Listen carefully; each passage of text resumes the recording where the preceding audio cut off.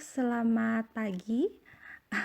Salam jumpa kembali di sini channel Reading Gallery, dan kali ini saya akan membawakan sebuah kisah motivasi yang saya dapat dari buku yang berjudul The Power of Habit yang kemarin baru saja saya buat videonya. Oke. Saya anggap judulnya di sini adalah penelitian Lisa Allen. Penelitian Lisa Allen ini terdapat di bagian prolog buku The Power of Habit. Oke, mari kita mulai ceritanya. Oke, penelitian Lisa Allen. Penelitian Lisa Allen ini adalah sebuah penelitian yang ditujukan oleh para ilmuwan yang berusaha untuk mencari tahu bagaimana kebiasaan bekerja pada manusia hingga ke tingkat saraf mereka dan apa yang dibutuhkan agar kebiasaan bisa berubah. Oke, Lisa Allen ini termasuk satu dari lusinan subjek para peneliti tersebut yang mereka teliti, dan mereka ingin tahu bagaimana caranya penelitian kebiasaan mereka itu bisa berubah. Oke, para peneliti ini heran karena di dalam filenya Lisa Allen ini adalah seorang wanita yang mengalami obesitas, suka merokok, suka bermabuk-mabukan, dan dia juga baru saja bercerai dari suaminya. Jadi hidupnya sangat berantakan. Kalau bisa jujur, dia juga pekerjaannya tidak bisa bertahan lama. Paling lama hanya kurang dari setahun. Setelah itu mungkin hanya dalam waktu bulanan dia berganti-ganti pekerjaan, gonta-ganti pekerjaan terus gitu. Lalu sekarang setelah Lisa Allen dipanggil, para peneliti itu kaget. Kenapa? Karena Lisa Allen ini berbeda sekali dengan foto yang ada di file profilnya Lisa. Dia bukanlah seorang wanita yang gemuk, tapi seorang wanita yang langsing, gak kurus, cerah, ceria, dan sangat berotot.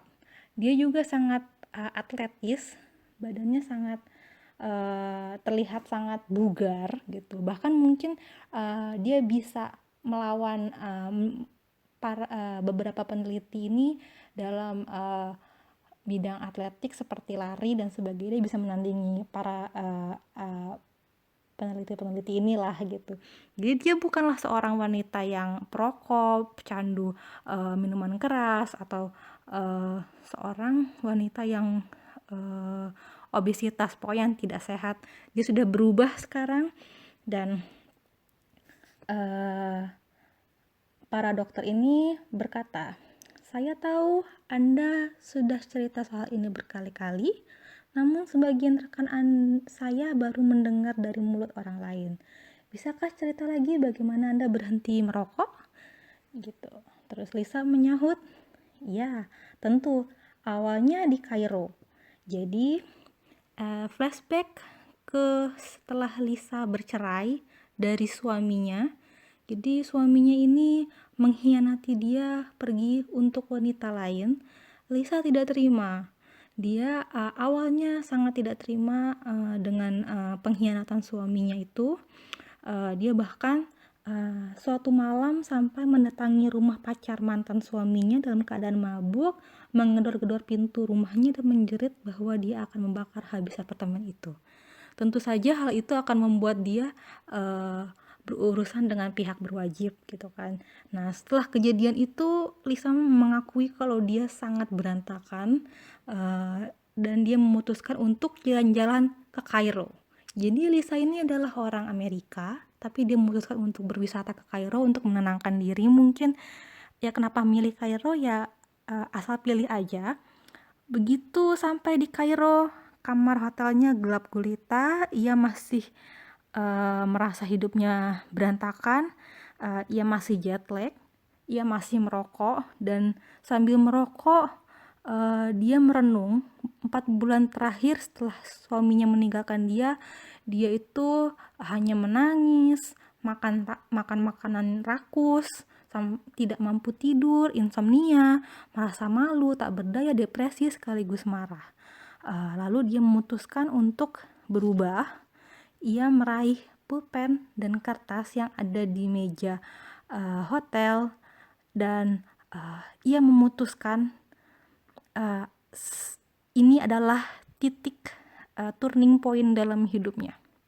Jadi ia memutuskan untuk berubah, dan ia memutuskan untuk fokus pada sesuatu selain suaminya atau selain hidupnya atau apapun. Ia memutuskan untuk fokus dan memiliki tujuan baru. Apa tujuannya? Dia asal ambil pilih, tujuannya adalah dalam 1 tahun dia harus kembali lagi ke Mesir. Oke, dia harus kembali lagi ke Mesir, dia harus menjelajahi Mesir kembali, melihat kembali Sphinx, piramida Giza, gurun yang luas. Ia harus kembali lagi ke sini. Ia harus kembali ke sini dengan diri dia yang lebih baik, dengan diri dia yang tidak gendut, dengan diri dia yang lebih atletis, lebih sehat. Jadi dia bisa menikmati Sphinx dan piramida Giza dan gurun-gurun ini dengan tubuh yang fresh dan segar. Kurang lebih seperti itu.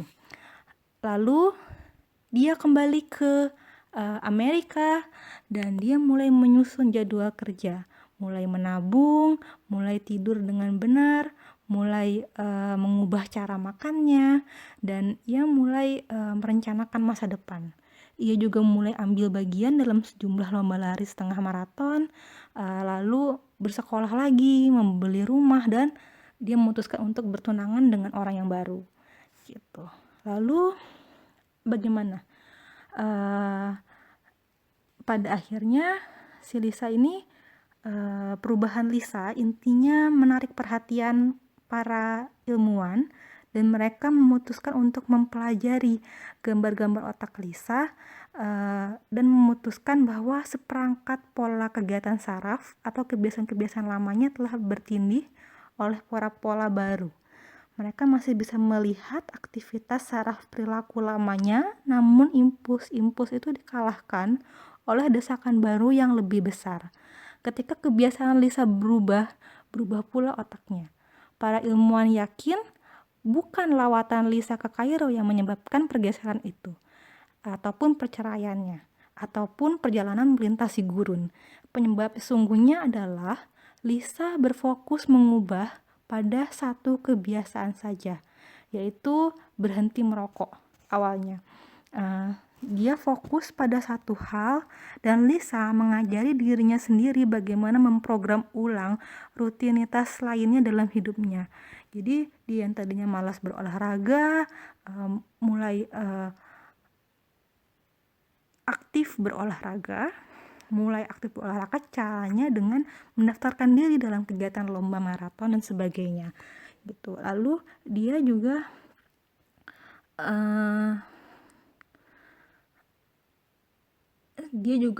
mulai aktif menjaga pola makan dan sebagainya, dan itu dilakukan terus menerus, dan itu melawan kebiasaan lamanya dia yang makan serampangan dan tidur sembarangan dan sebagainya.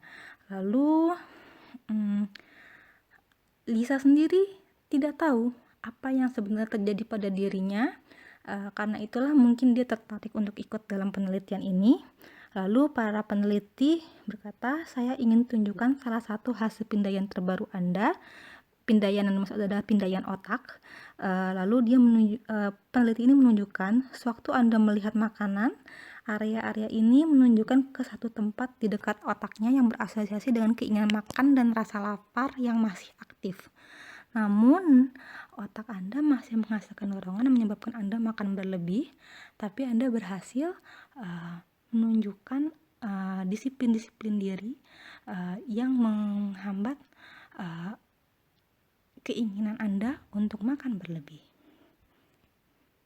Lalu Dari situ para peneliti menganggap bahwa Lisa berhasil menghentikan habit atau kebiasaan lamanya dengan memforce atau memprogram ulang dengan kebiasaannya yang baru, dengan komitmen. Jadi lalu para peneliti berkata, Anda membantu kami memahami bagaimana satu keputusan menjadi perilaku yang otomatis. Jadi goal-goal barunya, tujuan-tujuan barunya yang bersifat positif itu kemudian menjadi kebiasaan dia yang baru, dan kebiasaan dia yang lama tertutup dengan sendirinya karena kebiasaan baru ini mengambil alih Lisa. Begitulah makanya caranya Lisa untuk berubah dari orang yang negatif atau kurang dalam beberapa aspek dalam hidupnya menjadi orang yang positif, orang yang lebih baik, lebih bugar, lebih sehat, dan lebih bisa mengatur hidupnya. Gitulah, sekian dari Reading Gallery. Semoga cerita ini menginspirasi dan memotivasi kita semua untuk mengubah kebiasaan kita yang buruk menjadi kebiasaan yang baik. Makasih sudah mendengarkan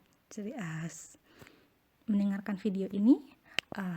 Semoga kita bertemu lagi di masa yang akan datang. Stay healthy, stay inside the house. Sampai berjumpa lagi. Salam.